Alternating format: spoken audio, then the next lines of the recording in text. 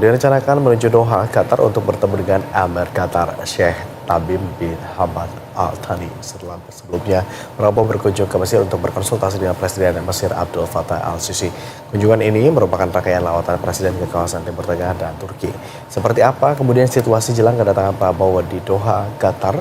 Kita saksikan laporan selengkapnya oleh reporter Berita 1 Agnes Valentina di Doha, Qatar berikut ini.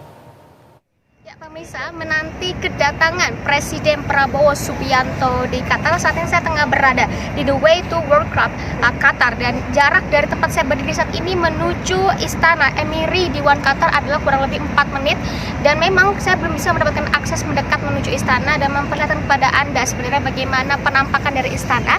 Namun saya dapat informasikan bahwa istana tersebut adalah titik pertemuan dari Presiden Prabowo Subianto dengan Raja dan Kepala Negara Sheikh Tamim bin Hamad Al Thani. Dan tempat tersebut nantinya adalah di mana titik kedua negara tersebut akan melakukan kesepakatan-kesepakatan yang strategis, serta akan ada tanda tangan perjanjian yang tentunya saja menguntungkan untuk Qatar dan juga tentunya bagi Indonesia.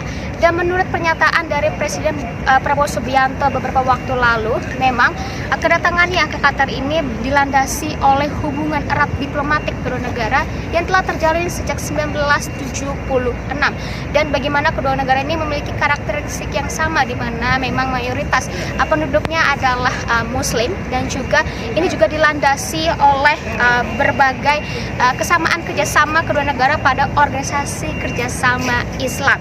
Dan selain itu juga Qatar yang dikenal sebagai negara paling kaya penghasil sumber daya minyak dan juga gas menjadi salah satu alasan kuat Prabowo datang ke Qatar untuk dapat tentunya menarik investor ataupun pengusaha Qatar untuk dapat berinvestasi di Indonesia dan dapat mendukung kemajuan perekonomian negara. Dan sementara itu pemirsa, kami informasikan juga bahwa memang sebelum Qatar, Presiden Prabowo Subianto telah berkunjung ke Emirat Arab, kemudian menuju Turki dan Mesir, dan setelah dari Qatar nantinya Presiden juga akan langsung bertolak menuju Yordania untuk melakukan penyelesaian mengenai perdamaian Gaza dan juga bagaimana peran Indonesia dalam proses evakuasi korban Gaza.